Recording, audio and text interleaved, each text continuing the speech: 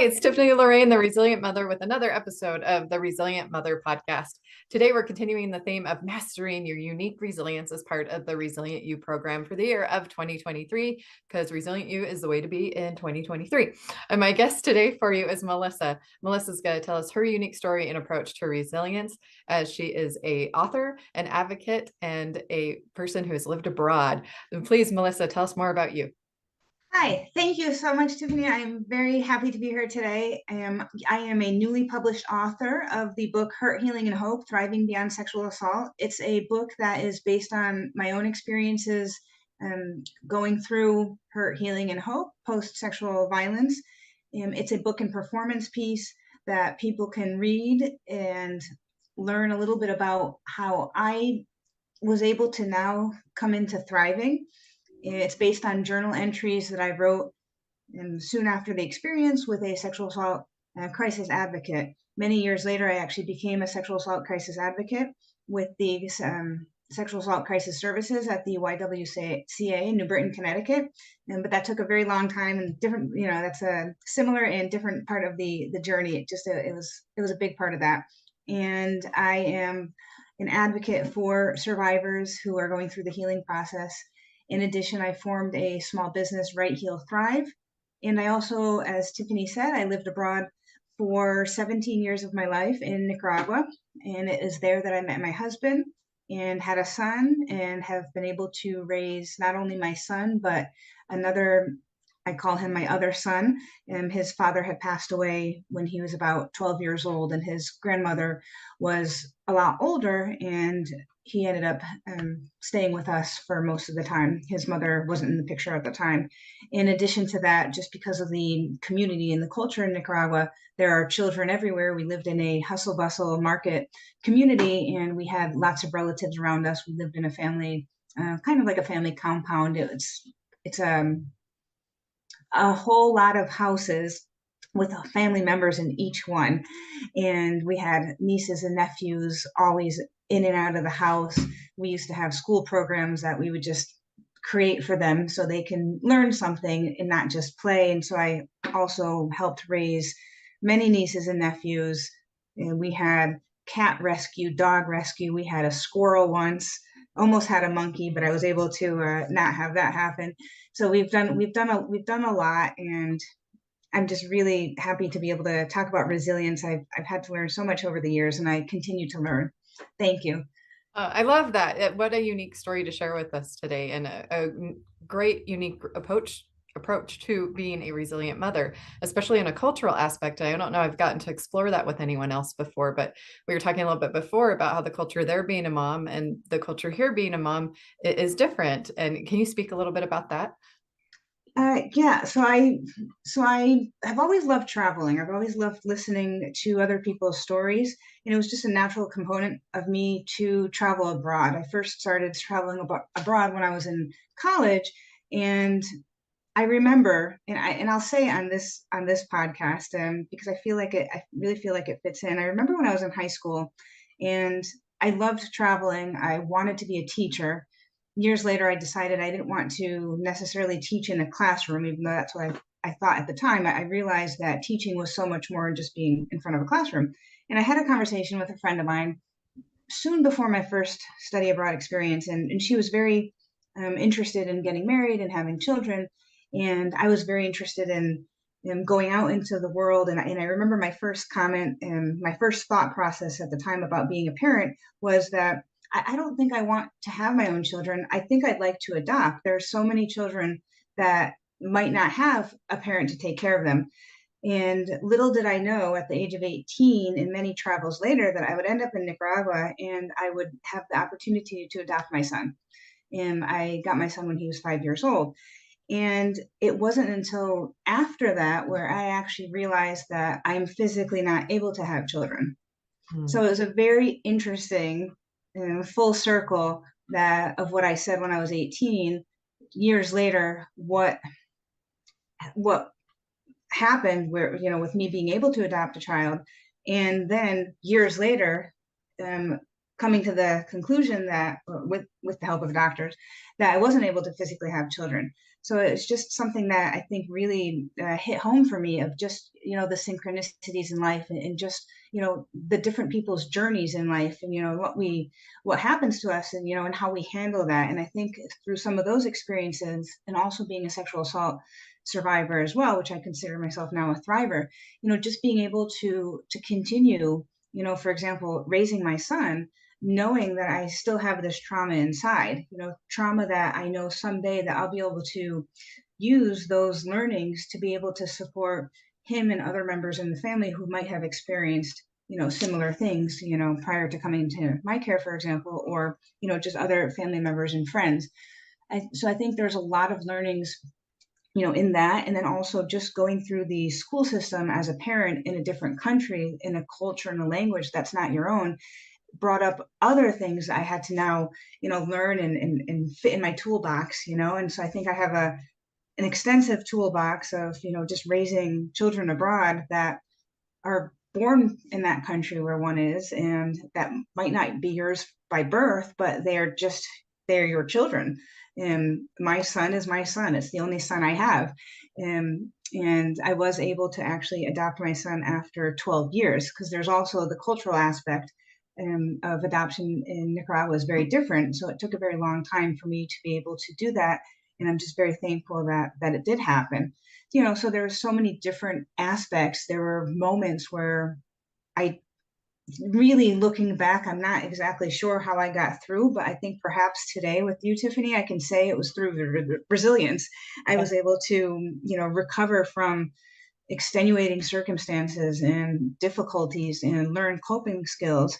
And then coming back into the United States in 2019 was a different type of, oh, now I'm raising an older son who now I'm bringing to the United States. And it's also having to learn how to cope with these new changes, myself and my son's, what my son is also going through as a young person in a country he'd never visited until that moment, and being able to handle these stresses and these internal crises when there's lots of external things also happening at the same time. And I think if I had done this podcast 4 years ago, I would probably be a wreck.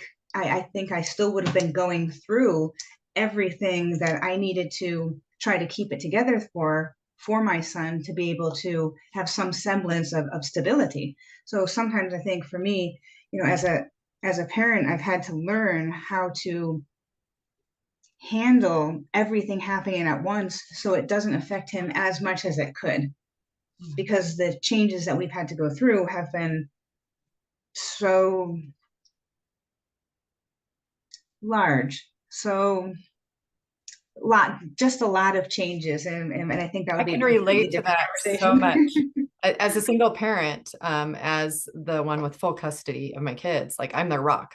I'm the solid one. So I'm the one who's there. I'm the one who's available. I have to show up. I'm their foundation. I'm their rock. And it's amazing what that love and motivation that I have for my children does and pushes me to do, and pushes myself to do things that maybe I wouldn't normally have thought to do, like this podcast. And so, but I'd love to touch back on resilience a little bit. Like if you had to put it into words or a definition, two things I'm wondering about it. How would you define it also? But also, what was that moment, or what defines it for you? Like for me, it's the love of my kids that I think comes up for me, that kind of was that push into resilience, and also self-compassion. At some point, I had to really look at myself and look at what I was creating in my life. So what's kind of that definition and journey of resilience, if you had to put it into that phrase? I think it's one of the big things. I think it's being able to, I'm thinking in Spanish right now, a pesar de las dificultades, but I think it is the ability for me to confront any crisis, big or small, and be able to take a step back, breathe, and say, how can, I move forward? How can I make this happen or make that happen, to be able to continue being authentic to myself? Because I know if I make a decision that's not in line with me, I'm going to feel that. I'm going to feel that I just did something that's not Melissa. I wasn't being authentic. I wasn't, speaking from, I don't know if it would be my heart or from, from my inner being. So always trying to make that decision, even though it might not be popular. I had moments with my son that in Nicaragua, the drinking age is 18 versus 21 here. So maybe 2 months before he's 18, he wants to go out and party. And I said, well, no, you're not doing that. Oh, come on, mom, I'm going to be, 18 soon, that type of, thought. And it's just really being able to continue to be who you are and to be able to speak those thoughts and make those decisions for the best interest, for example, of my son. Everything I think I've done in life has been in his best interest. I'm forming the future, and it's being able to be that parent to him, to be there no matter what I might have going on in my head, or no matter what stress I feel.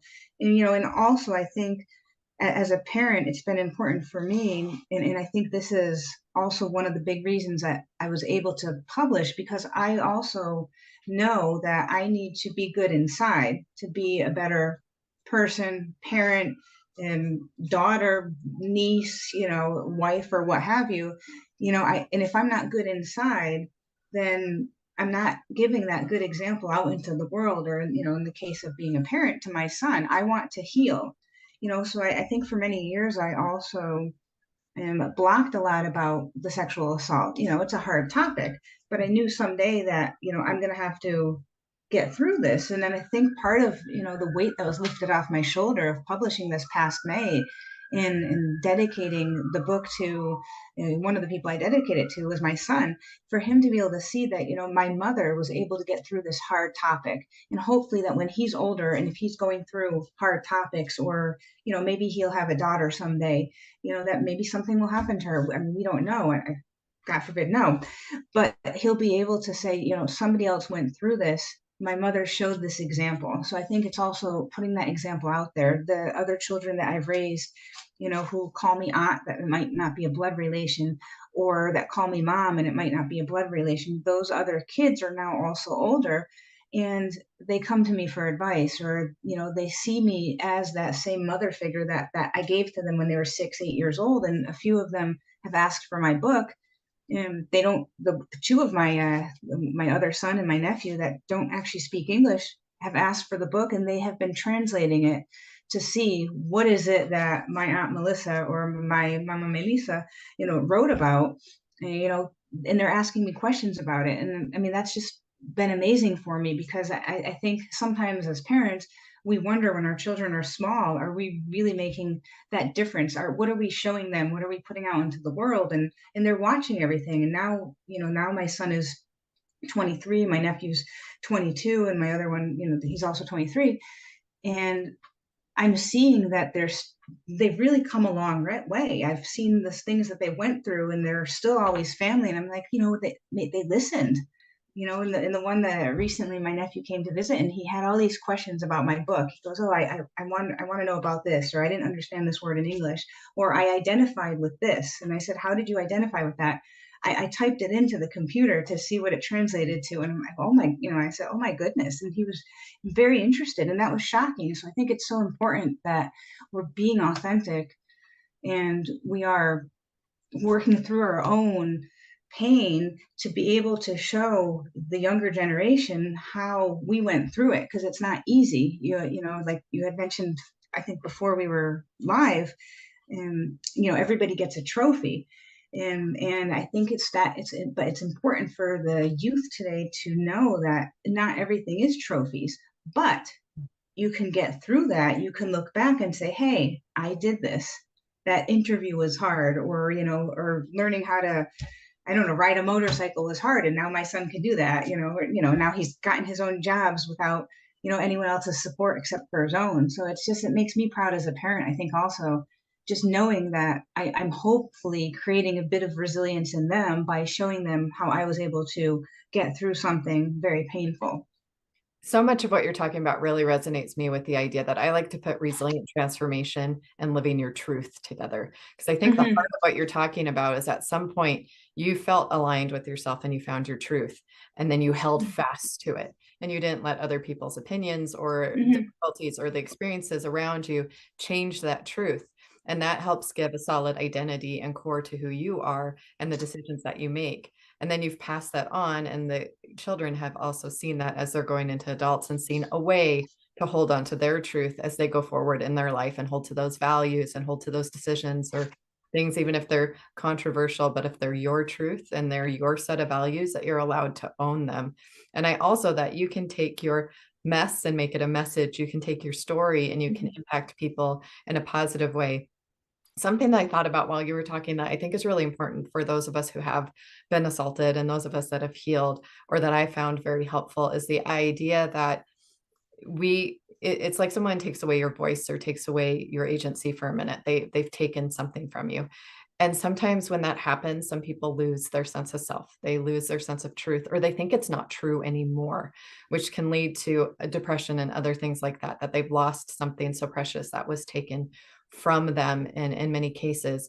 And what I found comforting through multiple assaults myself and childhood molestation and things that I've been through in that healing process is that our body is constantly rejuvenating at a cellular level, that it's constantly an opportunity for us to get back in alignment with our truth, because we are literally a new set of cells head to toe every 7 years. So we are literally a new person.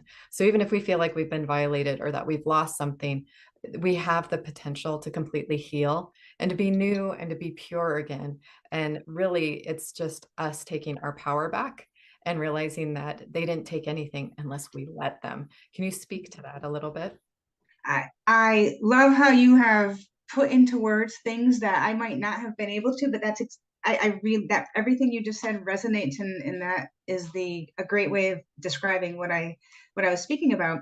And what you were just saying also resonated with me. When I started to decide consciously to publish and to begin publishing, I decided to self-publish. One of the things that publishing has done for me is taking back control of that narrative that I lost.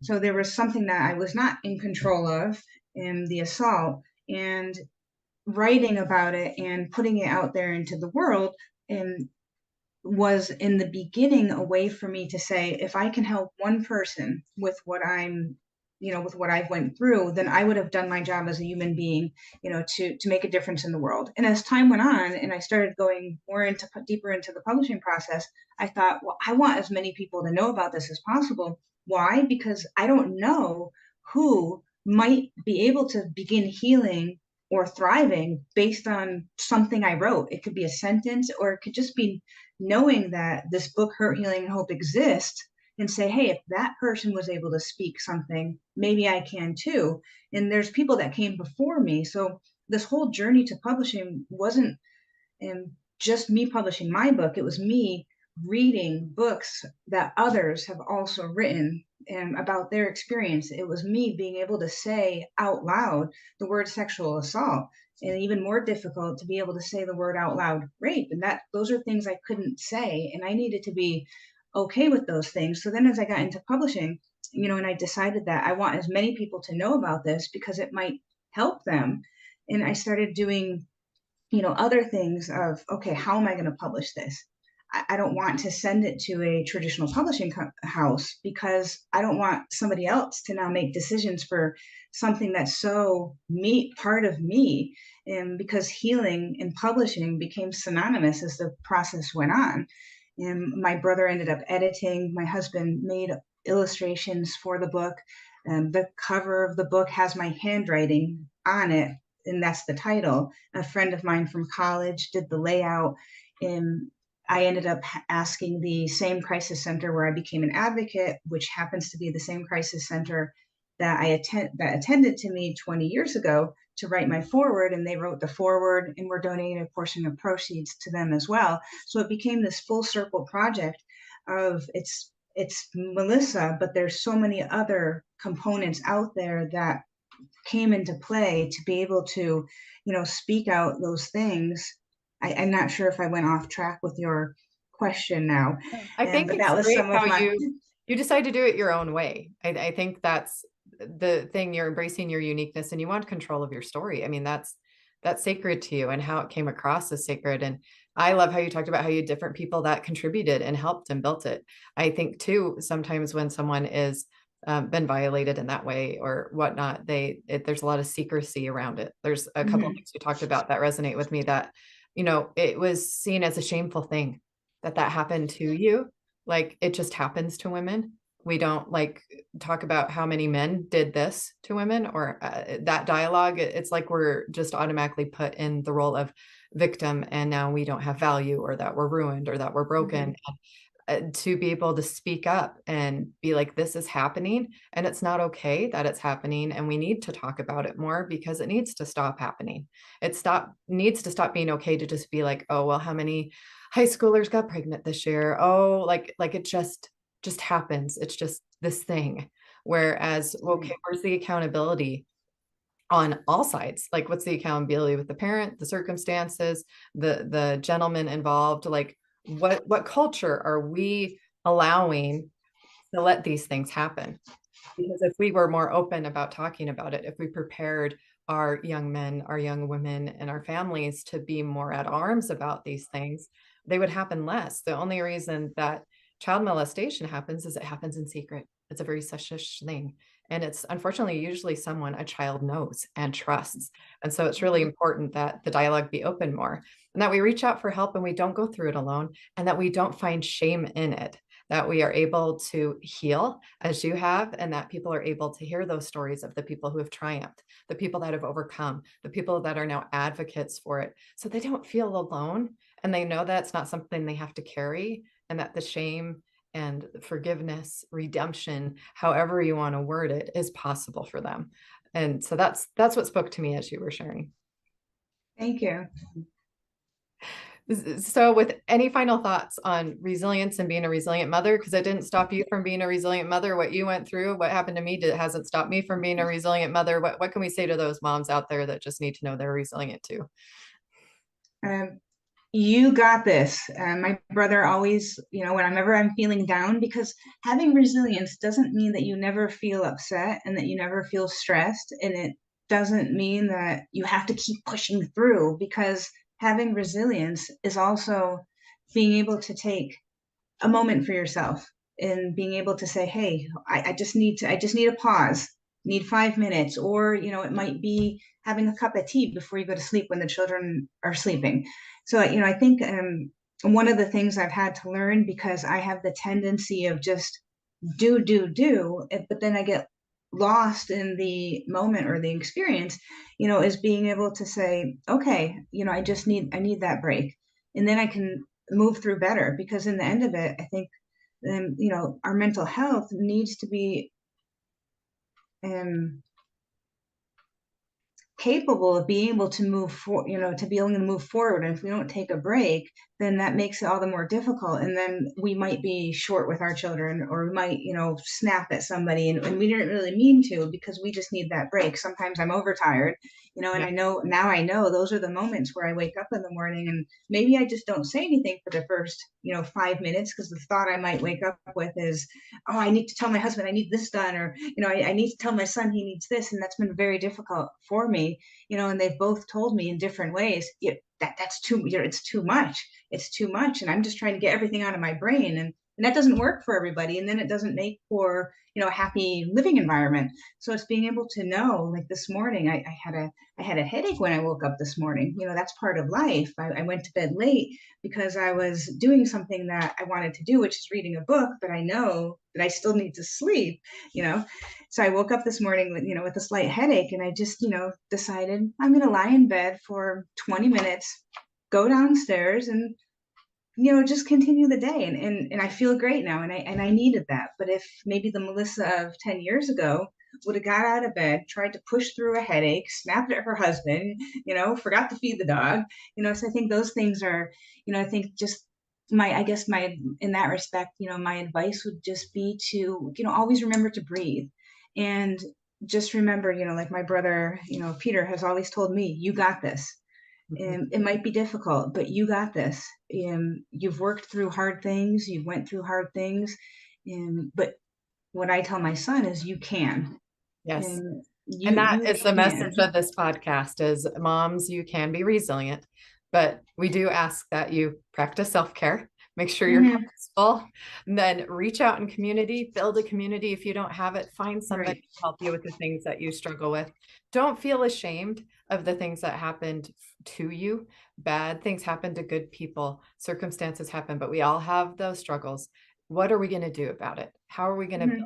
How are we going to evolve in those 7 years into the person that we want to be? And as we do that, we're going to be able to show the next generation how to do that as well. Because mothers are the foundation of society, family is the foundation of Hmm. society. Our responsibility is sacred, and no one gets to change that for you. You get to define it. You get to define how that looks for you, how that looks for your family, whether you're a birth mom, a mom who adopts, you get to have your own children, or you just foster the care of other people. We all have a mom somewhere or someone taking on that role somewhere in our life.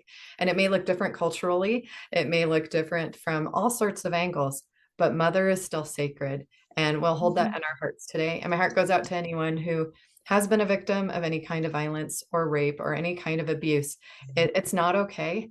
And don't be ashamed about it. Please speak your voice. Please find someone who can help you and advocate for you and Hmm. can help you heal as we have, so that you can be the mother you want to be, or you can pursue your dreams or do the things that you are still completely capable of doing to live your truth in alignment and be who you were always meant to be.